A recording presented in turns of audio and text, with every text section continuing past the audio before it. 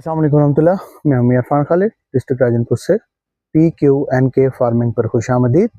इस वक्त हम अपने फील्ड में मौजूद हैं जहां पे हमने इंटरक्रॉप किया हुआ है 2 क्रॉप्स का।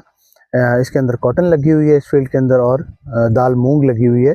तो इस वक्त दाल मूंग की जो पोजीशन है वो मैं आपको दिखा रहा हूँ कि इस वक्त तकरीबन हमारी जो क्रॉप है ये तकरीबन 45 दिन की हो चुकी है, और 45 दिन के ऊपर ये इसके रिजल्ट्स आना शुरू हो गए हैं माशाल्लाह। ये देखें फली इसने उठाना शुरू कर दी है।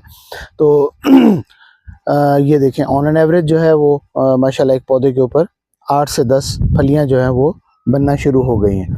तो ये जो फली है ये जिस वक्त हमारी ब्राउनिश हो जाएगी, डार्क ब्राउन हो जाती है, उस वक्त हम इसकी पिकिंग स्टार्ट कर देते हैं। तो ये जो है आम तौर पे जो हमारे अपर पंजाब साइड के ऊपर जो मूंग की काश्त की जाती है या चकवाल साइड पे की जाती है, तो उधर वहाँ पे वो लोग सिंगल ही पिक लेते हैं, यानी कि जब फसल तैयार हो जाती है 90 डेज़ के ऊपर पहुंच जाती है, 90 to 95 डेज़ के ऊपर, उस वक्त इसको जो है ना वो एकदम से हार्वेस्ट कर लिया जाता है ना। तो लेकिन ये है कि हमारे यहाँ साउथ पंजाब के अंदर ऐसा नहीं किया जाता, बल्कि इसकी पिक की जाती है जस्ट लाइक अ कॉटन।